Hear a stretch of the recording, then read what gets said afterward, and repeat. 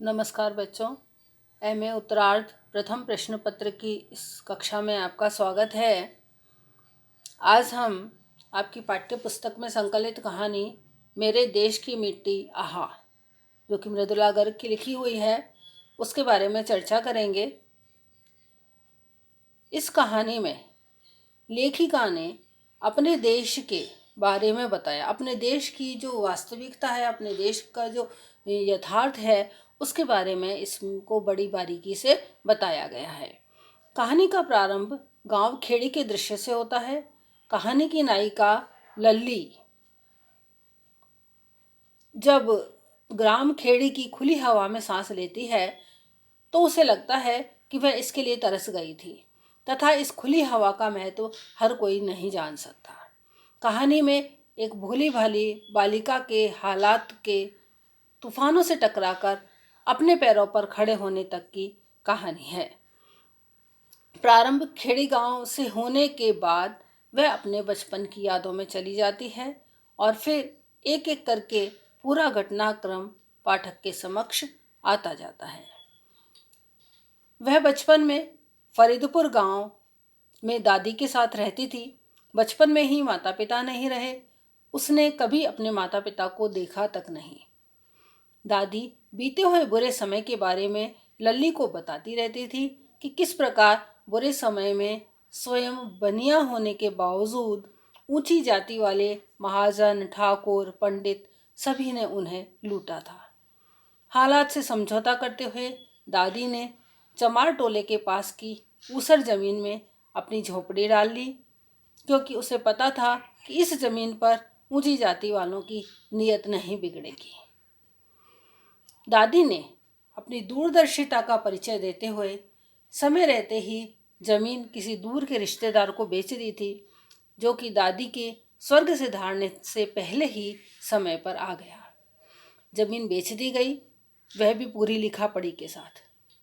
लल्ली अपने ताऊ ताई के पास आ गई। वहां पर ताई का व्यवहार बहुत बुरा तो नहीं कहा जा सकता, किंतु एक अनाथ लड़की को अपने रिश्तेदार के यहाँ जिस तरह घर के कामकाज करके रहना पड़ता है, वैसा उसके साथ भी हुआ। हाँ, इतना अवश्य है कि ताऊ ताई ने उसे 12वीं कक्षा पास करा दी। इसी बीच उनकी ब्याहता लड़की जो थी, उसका देहांत हो गया और उसके एक बच्चा भी था, जिसे लल्ली बहुत लाड प्यार से रखती थी। ताऊ ताई ने उसकी मर्जी जाने बिना अपनी लड़की के पति यानी लल्ली के जीजा के साथ उसकी सगाई कर दी। जीजा हवलदार था। सगाई के बाद वह कई बार यह बताता कि किस प्रकार वह मार मार कर अपराधियों से सत्य निकलवाता है। उसकी उन बातों को सुनकर लल्ली बहुत डर गई। वह जब मार मार कर चमड़ी उधेड़ने की बात कहता तो उसे चमार टोला याद आ जाता। विवाह होने ही वाला था। चमार टोला बच्चों से इसलिए याद आता कि चमार टोले में जिस तरह से जानवरों की खाल उधेड़ी जाती है, उसे ऐसा लगता कि क्या यह हवलदार जानवरों की खाल जिस तरह उधेड़ी जाती है, क्या उसी तरह यह इंसानों की खाल उधेड़ता है। इसको सोच करके वह बहुत ज़्यादा डर जाती है। विवाह होने ही वाला होता है कि एक किराएदार जो कि 1.5 पसली का था, उसकी ओर वह आकर्षित होती है और मौका पा करके वह वहां से भाग निकलती है। वह किराएदार उसे दिल्ली ले आता है और दिल्ली आकर उसे पता चलता है कि वह व्यक्ति मुसलमान था तथा जिंदगी में पहली बार औपचारिकता के लिए ही सही उसकी रजामंदी ली गई। यहीं से वह लल्ली से लैला बन गई। अर्थात जब उसका विवाह हुआ तो उससे पूछा गया कि तुमको यह विवाह मंजूर है, मंजूर है, मंजूर है, इस तरह से पूछा जाता है। मात्र औपचारिकता भर होती है, लेकिन उससे तो वह ही लगा कि हाँ, उसके पास कुछ अधिकार है हाँ या ना कहने का। कुछ दिन बाद वह तक तो वह दिल्ली में रही, लेकिन दिल्ली शहर की जो खारी बावली इलाके की तंग गली है और दिल्ली का जो पर्यावरण है, उसकी चर्चा भी यहाँ पर लेखिका करती हैं। वे लिखती हैं कि मिर्च मसाले की धांस, पत्थर के कोयले की अंगीठियों का कसेला धुआं और कचरे के ढेरों से उठती सड़ांध मिलकर वह समा बांधती कि चमार टोले का चमरोद पानी भरे। अर्थात उसकी बदबू, उसका जो प्रदूषण था वह इतना ज़्यादा था जितना कि चमार टोले में भी नहीं था, जहाँ की वह बचपन में रहती थी। कुछ दिनों बाद युवक को अपने माँ बाप व गांव की याद आई तो वह उसे लेकर खेड़ी गांव आ गया। यहाँ आकर उसे पता चला कि शौहर की पहली बीवी मौजूद थी, जिसे तपेदिक की बीमारी थी और उसका बरस भर का बच्चा भी था। हालात की इस मार को भी वह अपने पेट में दबा लेती है। लेखिका कहती है कि एक से ज़्यादा बीवी का होना खुदा पाक की मंजूरी से था और बच्चे का होना कुदरत की दुआ से। धीरे धीरे उसे यह भी पता चला कि मर्द चाहे पुलिसिया हवलदार हो या 1.5 पसली का मर्द, बीवी की खाल उधेड़ने का जश्न हर कोई मना सकता है। वह उसे कई बार पीट चुका था। दिल्ली जब वह वापस आ गई तो उसे रह रहकर गांव की खुली हवा याद आती थी। कभी लगता कि संभवतः पुलिसिया हवलदार जीजा ही इस 1.5 पसली के मर्द से अच्छा रहता, अर्थात वह पूरी तरह से उससे परेशान हो चुकी थी। कुछ समय बीतने के बाद पति की पहली बीवी का इंतकाल हो गया और वह उसे लेकर के वापस ग्राम खेड़ी में आ गया। गांव आकर लैला ने सोचा कि अब वह वापस शहर नहीं जाएगी, क्योंकि वह अपने पति के जुल्मों से तंग आ गई थी। एक तो वहाँ का दमघोटू वातावरण और ऊपर से पति की मार। उसने सास ससुर की खूब सेवा की तथा अपनी पहली पत्नी के बच्चे को अपना बच्चा समझकर उस पर प्यार लुटाया। उसने कहा कि मैं यहीं सास ससुर की सेवा करूंगी तथा बच्चे का ध्यान रखूंगी। पूरा गांव उसके साथ था, उसकी तारीफ कर रहा था। गांव में रहना जो उसकी मजबूरी थी, उसे उसका त्याग समझा जा रहा था। थोड़े दिनों बाद फरीदपुर गांव के चमार टोले का एक बंदा आरक्षित कोटे से जिला नूह से एमएलए चुनकर आया, जो कि लल्ली की दादी के हाथ की बनाई बंडी पहनकर तथा उसके बनाए खिलौने शहर में बेचकर बड़ा हुआ था। पढ़ाई लिखाई करके वह यहाँ तक पहुँचा था। उसने तुरंत लैला के पीछे छिपी हुई लल्ली को पहचान लिया। बनिए से मुसलमान बनी लैला को उसने अपने राजनीतिक फायदे का मोहरा समझ उसे उस गांव की साथिन बना दिया। 12वीं पास होने के कारण वह साथिन के काम को भली भांति करने लगी। बहुत सी जानकारियां उसे मिलने लगी। उसके 3 काम थे: गांव के बच्चों को टीका अभियान से जोड़ना, दूसरा आंगनबाड़ी में चने बांटना और तीसरा परिवार नियोजन करवाना, अर्थात औरतों को नसबंदी के लिए लाना। पहले 2 काम तो वह आसानी से और कुशलता से कर लेती थी, किंतु तीसरा काम अर्थात परिवार नियोजन का काम इस मुस्लिम बस्ती में करना बहुत मुश्किल था, क्योंकि यहाँ औलाद को खुदा की दुआ माना जाता था। उसकी सोच का दायरा बढ़ता गया। उसे भविष्य दिखने लगा। बेटे को वह स्कूल भेजने लगी। उसका पति पहले 6 महीने के अंतराल से आता था, फिर 3 महीने के अंतराल से आने लगा और धीरे धीरे हर महीने आने लगा। उसे लगता कि मैं अब हर महीने जाऊंगा तो लैला की जो आमदनी है, उसके जो पास जो पैसे हैं उनको मैं ले आऊँगा। किंतु अब लैला समझदार हो गई थी, अतः वह अपना पैसा उसे उसके पास तक नहीं पहुंचने देती थी। वह भी मात्र पैसे लेने ही आता था। शहर में उसने एक और बीवी रख ली थी। इधर धीरे धीरे लैला एकदम बोल्ड हो चुकी थी। बड़ी चालाकी के साथ परिवार नियोजन के लिए जो गर्भ निरोधक गोलियां आती हैं, उन गोलियों को अपने पति को दे दिया कि इन्हें शहर में ले जाकर बेच दे तथा उन पैसों से मौज करे। और गांव वाले भी खुश थे कि परिवार नियोजन के फर्जी आंकड़े पेश करके लैला बच्चे पैदा करने के पाक इरादों में दखल नहीं दे रही थी। कुछ समय बाद उसी गांव में जानवरों की खाल खींचकर हड्डियों की खाद बनाने का कारखाना लग गया। जैसे ही चमड़े की बदबू का भभका लैला के नथुनों में घुसा, लल्ली तमक कर उठ बैठी और जिंदगी में पहली बार पूरी तरह से लैला बन गई।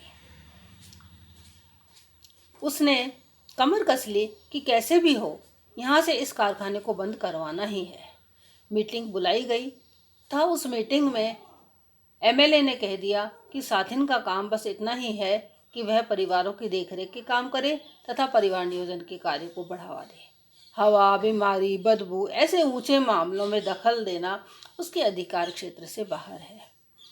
जब बात नहीं बनी तो लैला, जो कि अब बोल्ड भी हो चुकी थी तथा काम करते करते यह जान गई थी कि अपने देश में यदि काम सीधी अंगुली से नहीं होता है तो अंगुली टेढ़ी करनी पड़ती है, सो वह फरजान मियाँ के पास जाकर मनगढ़ंत बात कहती है कि कंपाउंडर नर्स आपस में बातें कर रहे थे कि इस गंध से टीबी या ब्रोंकाइटिस जैसी बीमारी हो सकती है, और साथ ही अपनी इस बात को वजनदार बनाने के लिए तथा निश्चित रूप से मनवाने की आशा से वह चालाकी का सहारा लेती है तथा कहती है कि मियाँ, यह कारखाना पहले हिंदुओं के गांव में लगने वाला था, किंतु बामन बनियों ने यहाँ लगवा दिया। साथ ही उसके ऊपर बात न आए इसलिए यह भी कह दिया कि ऐसा मैंने सुना है। बस इतना क्या था, फरजान मियाँ अत्यंत क्रोधित हुए। उनका पोता पहले से ही तपेदिक का शिकार था तथा कारखाने की हवा भी सीधी उनके खेत की तरफ आती थी।